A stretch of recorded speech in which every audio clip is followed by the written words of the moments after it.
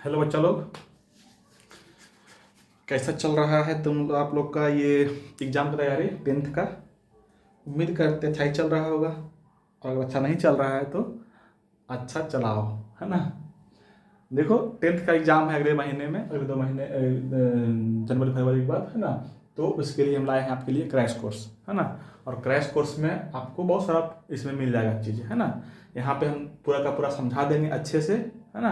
और जाके मेरे टेलीग्राम चैनल पे जुड़ जाइए और वहाँ से ले सकते हैं आप इसका PDF, same to same PDF वहाँ पे आपको मिल जाएगा, है ना।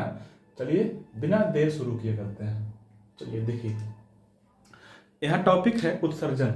उत्सर्जन इसको बोलते हैं एक्सक्रेशन, है ना। देखो क्या होता है, हमारे बॉडी में, हमारे बॉडी के कोशिका में बहुत सारे क्या होता है, उपापचय क्रिया होता है। उपापचय क्रिया से क्या होता है, हमारे यहाँ पे एनर्जी एटीपी बनता है ना। ग्लूकोज टूटता है ऑक्सीजन की मदद से, तो बनता है क्या, ऊर्जा, और उसी को बोलते हैं उपापचय क्रिया, है ना। और उपापचय क्रिया जब होता है तो उसमें कुछ ना कुछ हानिकारक पदार्थ बनता है जो हमारे शरीर के लिए उपयोगी नहीं है, हानिकारक है। वो हमारे शरीर में रहेगा तो हमको बीमार कर देगा, है ना, विषैला होता है। तो ऐसे पदार्थों को क्या करना है, शरीर से बाहर भी निकालना है, बॉडी से बाहर भी निकालना है ना। तो ऐसा पदार्थ जो हमारे बॉडी के लिए हानिकारक है, अनुपयुक्त है, विषाक्त है ना, ऐसे पदार्थ को बोलते हैं क्या, उत्सर्जी पदार्थ बोलते हैं।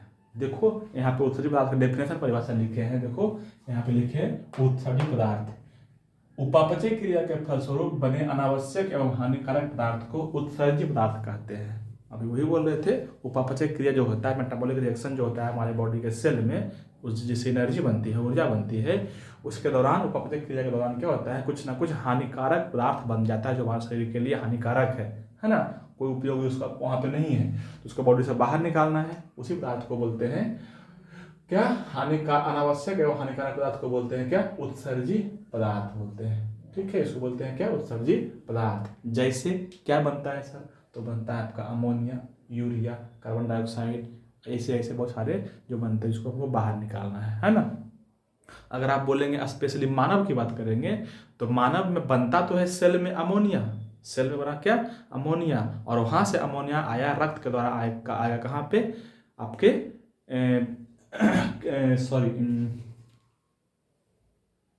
यकृत में, हाँ क्या, यकृत में आता है। और यकृत जो है अमोनिया को तोड़ देता है, बदल देता है यूरिया में, है ना। तो हमारे से जो उत्सर्जन पदार्थ के रूप में निकलता है वो निकलता है यूरिया, है ना, ध्यान रखना। तो यकृत क्या करता है, अमोनिया को बदल देता है यूरिया में, है ना। और यूरिया को क्या करता है, ब्लड से फिल्टर करता है हमारा किडनी, है ना। यूरिया रहता है रक्त में, और रक्त से फिल्टर करता है, छानता है किसको, यूरिया को रक्त से, है ना, वो किडनी का काम है। तो हमारे शरीर के, मानव शरीर में सबसे जो प्रमुख उत्सर्जन अंग है वो किडनी है ना। चलिए आइए आगे देखते हैं। ये सारे हो गए क्या, उत्सर्जी पदार्थ।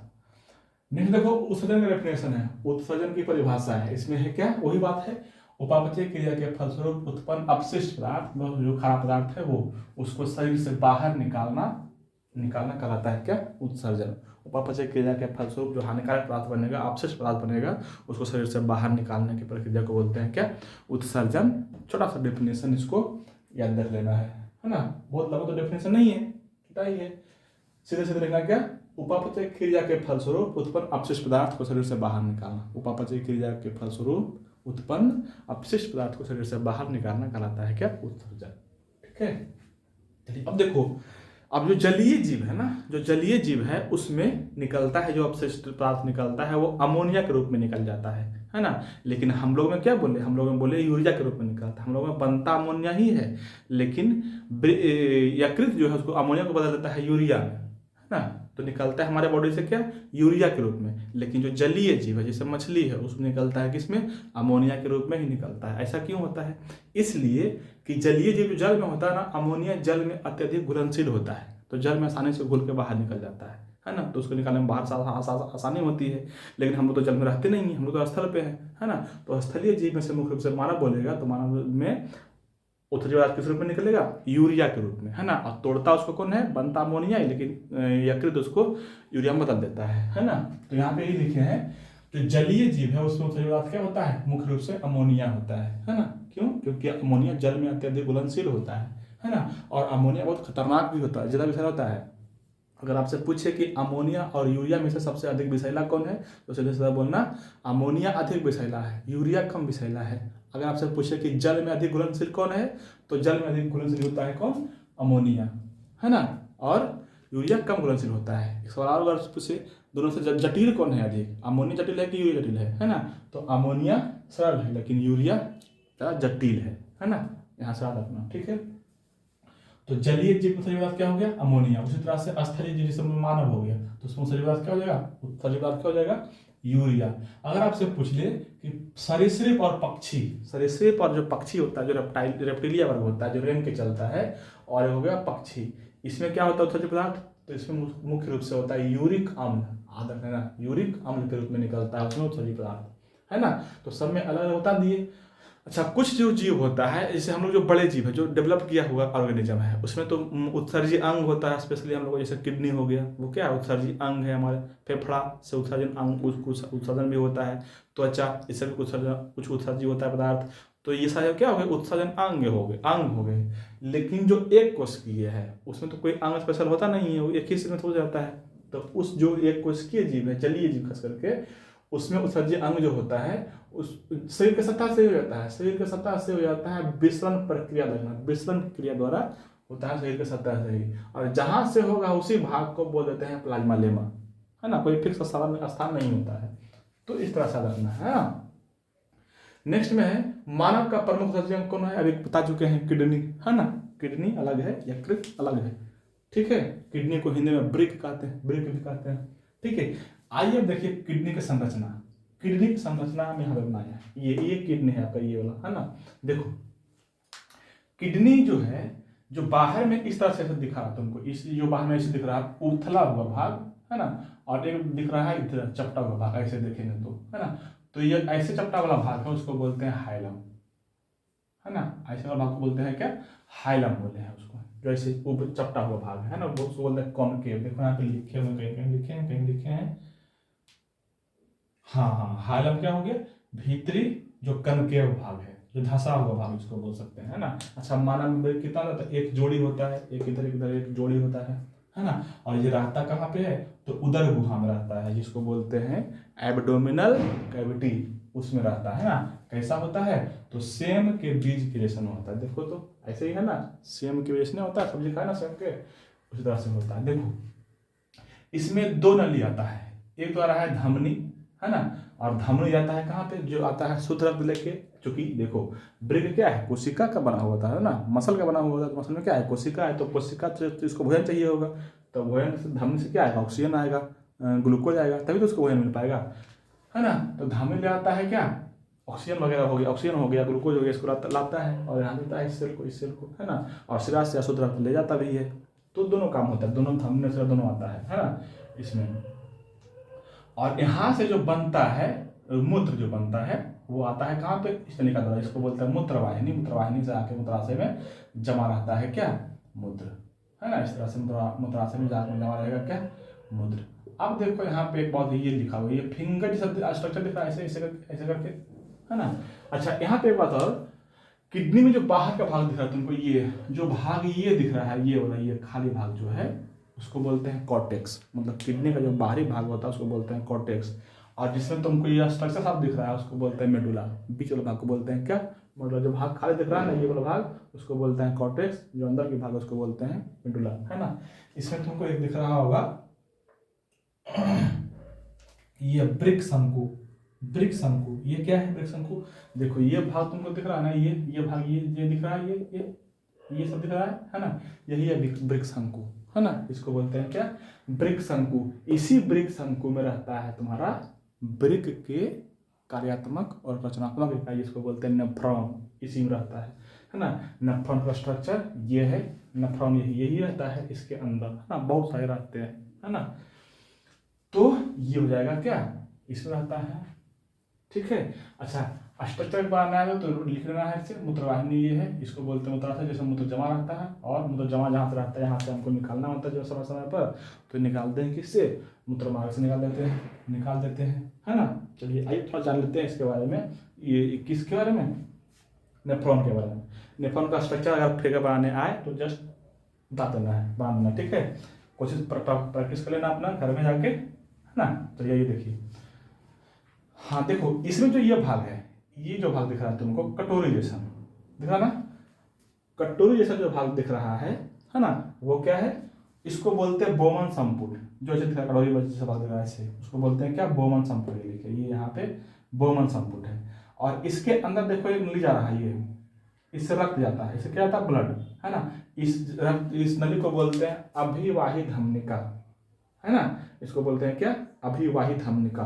और यहाँ से नली निकल भी रहा है, उसको बोलते हैं अपवाही धमनिका। मतलब कि ब्लड यहाँ से जाता है इस नलिका से और इस नलिका से निकलता है ना। जाता क्यों है, निकलता क्यों है, बताते हैं, रुक जाओ अभी, है ना। अच्छा, यहाँ पे आके यही अभिवाही धमनिका बहुत सारा मुड़ गया है ना। और इस स्ट्रक्चर को बोले हैं क्या, ग्लोमेरुलस। इसको क्या बोले हैं, ग्लोमेरुलस बोले हैं। जो अभिवाही धमनिका जाके आगे जाके पूरा मुड़ा हुआ है, वही मुड़ा हुआ है ना, इस तरह से। नेक्स्ट में है ग्लोमेरुलस और बोमन संपुट। जो कटोरी है मिला हुआ वो, और ये दोनों मिला करके बोलते हैं उसको मैल्पीगी कोश बोलते हैं, मैल्पीगी नलिका बोलते हैं, दोनों स्ट्रक्चर को मिला के, है ना। नेक्स्ट में आते हैं, तो यही नलिका है, देखो बोमन संपुट से ही नलिका निकली है जो आगे जाके मुड़ गया है ना। इसको बोलते हैं संबलित भाग, है ना। इसको क्या बोलते हैं, संबलित भाग। और चूंकि बोमन संपुट के पास में मुड़ा है तो इसको बोलते हैं समीपस्थ संबलित नलिका, PCT बोलते हैं, है ना। देखना, इसको क्या बोलते हैं, जो मुड़ा हुआ भाग इसको बोलते हैं समीपस्थ संबलित नलिका, PCT बोलते हैं, ठीक है। आगे देखो, आके ये भाग मुड़ा हुआ है इस तरह से, जो आगे आके इसे मुड़ गया है इस पूरे भाग को बोलते हैं हेनले लूप।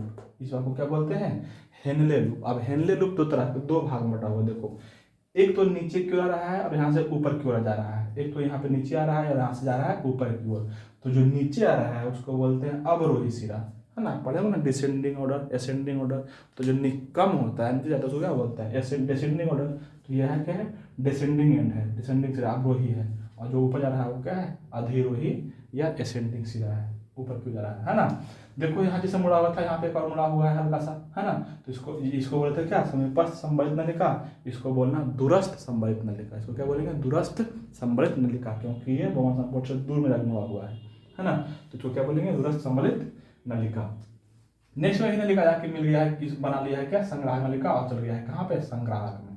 ये जो मुख्य है मोटा वो दिख रहा है वृक्ष जैसा, ये क्या है, वृक्ष नहीं है, ये संग्राहक है, इसको बोले हैं, है ना। इसी में देखो एक नेफ्रॉन आके यहाँ पे खुला, दूसरा नेफ्रॉन हो सकता है इसमें आके खुले, तीसरा नेफ्रॉन इसमें आके खुले, चौथा नेफ्रॉन यहाँ पे खुले, पांचवा नेफ्रॉन यहाँ पे खुले, जैसे एक नेफ्रॉन और होता है, एक नेफ्रॉन और बनाते हैं यहाँ पे आके खुलता है नेफ्रॉन। तो ऐसे संग्राहक नलिका में कई सारे नेफ्रॉन आके खुलते हैं और यहाँ पे आके फाइनली मूत्र जमा होता है, बनता है ना। यहाँ पे आके जमा होता है और यही चल जाता है कहाँ पे, नली चल जाता है कहाँ पे, मूत्रवाहिनी में। देखो यहाँ पे मूत्रवाहिनी है, कहाँ, ये मूत्रवाहिनी, यही नलिका जो है, यही नलिका जो है यहाँ पे आ रही है और चल जाएगा कहाँ पे, मूत्राशय में। वहाँ पे मूत्र जाके जमा होगा ना और समय समय पर बाहर निकाल दिया जाता है। तो ये स्ट्रक्चर को अच्छे से याद रखना, बनाने की प्रैक्टिस करना एग्जाम से एक दो बार पहले, ठीक है। यहाँ पे लिखे नेफ्रॉन। नेफ्रॉन होता है क्या, किडनी की, जिसको बोलते हैं वृक्क की रचनात्मक एवं क्रियात्मक इकाई। ये जो किडनी है ना, ये जो किडनी है वो दिख रहा है ना, इसका मुख्य रचनात्मक और क्रियात्मक इकाई यही है ना। क्योंकि सारा काम जो है किडनी में यही करता है और कुछ है नहीं उसमें, है ना। और जो किसी से बना है इसलिए इसको बोलते हैं रचनात्मक क्रिया, रचनात्मक भाग भी। तो ये हो गया। नेफ्रॉन कार्य कैसे कैसे करता है, तो उसके कार्य करने के 3 चरण होते हैं। नेफ्रॉन जो ये है इसके कार्य करने के 3 चरण है ना। पहला है ग्लोमेरुलर फिल्ट्रेशन। पहला क्या है, ग्लोमेरुलर फिल्ट्रेशन। देखो तो यहाँ पे देखो कुछ लग रहा है, ग्लोमेरुलस, इसको बोलते हैं ग्लोमेरुलर। इसमें जो काम होगा यहाँ पे उसको बोलते हैं ग्लोमेरुलर फिल्ट्रेशन। क्या होता है ये समझ लो। देखो यहाँ पे जो सेल लगा हुआ होता है ना, यहाँ पे जो सेल लगा हुआ होता है उस सेल का नाम है पोडोसाइट।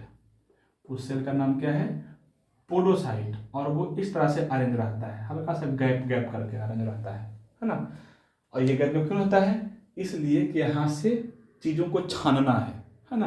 यहाँ से चीज़ों का क्या होना, छानना। देखो यहाँ पर नाम लिखा देखिए, ग्लोमेरुलर फिल्ट्रेशन। यहाँ पे चीज़ों को फिल्ट्रेट करना है ना। फिल्ट्रेट कैसे होता है, देखो ये जो नली है अभी अभिवाही धमनिका जो है थोड़ा मोटा दिख रहा होगा, थोड़ा चौड़ा दिख रहा होगा, और ये जो अभिवाही अपवाही है वो थोड़ा पतला दिख रहा होगा। तो मोटा भाग से खून रक्त आ रहा है और पतला नली में जा रहा है, तो दाब नहीं बढ़ेगा क्या, दाब नहीं बढ़ जाएगा तो ये जब दाब बढ़ जाता है ना, उसी से यहाँ पे क्या होता है, फिल्ट्रेशन होता है, छनता है। तो यहाँ से छन छन के ब्लड कहाँ पे आएगा, सॉरी ब्लड नहीं आएगा, ब्लड में जो यूरिया बन गया था ना, तोड़े था ना, जो यूरिया बन गया है वो यूरिया यहाँ पे आ रहा है ना। छन छन के क्या क्या आ रहा है, यूरिया आ रहा है। अब यूरिया चूंकि जल में घुलनशील है तो जल के साथ साथ यूरिया आ रहा है, मतलब जल भी आ रहा है और उसमें घुलनशील यूरिया भी आ रहा है। तो यहाँ पे आ गया है ना। अब यही चीज जाएगा यहाँ पे, इस नलिका होते हुए कहाँ पे जा रहा है, हैंडल लूप होते हुए इधर आ रहा है ना। तो यहाँ पे जो प्रोसेस हुआ है ना, जो फिल्टर हुआ ग्लोमेरुलर में, उसको बोलते हैं क्या, ग्लोमेरुलर फिल्ट्रेशन। उसको क्या बोलते हैं, ग्लोमेरुलर फिल्ट्रेशन।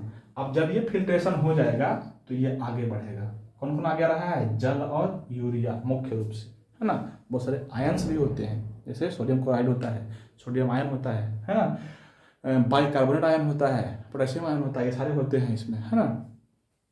तो ये सारे आते हैं। अब यहाँ पे ये आया है ना, अब यहाँ पे हमारे बॉडी से अधिक पानी नहीं निकल जाए, ऐसा थोड़ी है कि हम पूरा का पूरा पानी निकाल ही देंगे। हमारे बॉडी में पानी का बैलेंस होना जरूरी है ना। तो पानी उतना ही निकालेंगे जितना हमारे बॉडी से पूरा का पूरा यूरिया निकल जाए, है ना। तो पानी को बचाना है तो यहाँ से क्या करेंगे, पानी का अवशोषण कर लेता है। यहाँ पे जो कोशिकाएं होती है, पानी का क्या करता है, अवशोषण कर लेता है, पानी को सोख लेता है ना। दूसरा पॉइंट देखो, यही लिखे हैं, ट्यूबुलर पुनरावशोषण।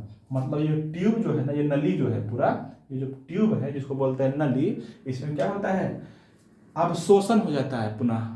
जल तो यहाँ से निकल गया था ब्लड से फुल, लेकिन यहाँ पे जल का क्या करना है, अवशोषण कर लेना है। क्यों, क्योंकि हमको शरीर से ज़्यादा जल नहीं निकालना है ना, काम भर ही निकालना है, जितना में यूरिया निकल जाए।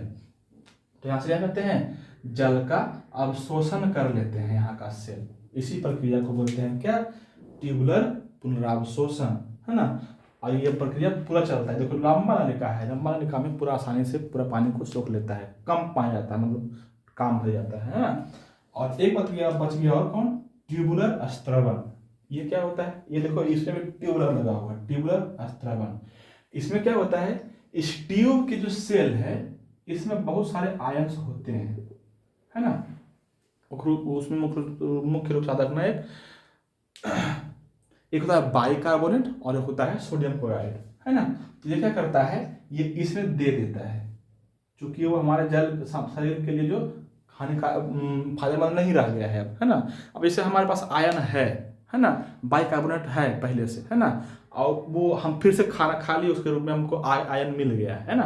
तो जो पुराना आयन रहेगा उसको बाहर कर देंगे, उसकी जरूरत नहीं है, तो वही आयन को यहाँ पे डिस्चार्ज कर दिया जाता है इसमें, इसी नलिका में। इसी प्रक्रिया को बोलते हैं क्या, ट्यूबुलर स्त्रवण। इसमें डाल दो, क्योंकि हमारे बॉडी के लिए आवश्यक नहीं रह गया है वो, तो ये सब लाके चल जाएगा कहाँ पे, इस नलिका में, है ना।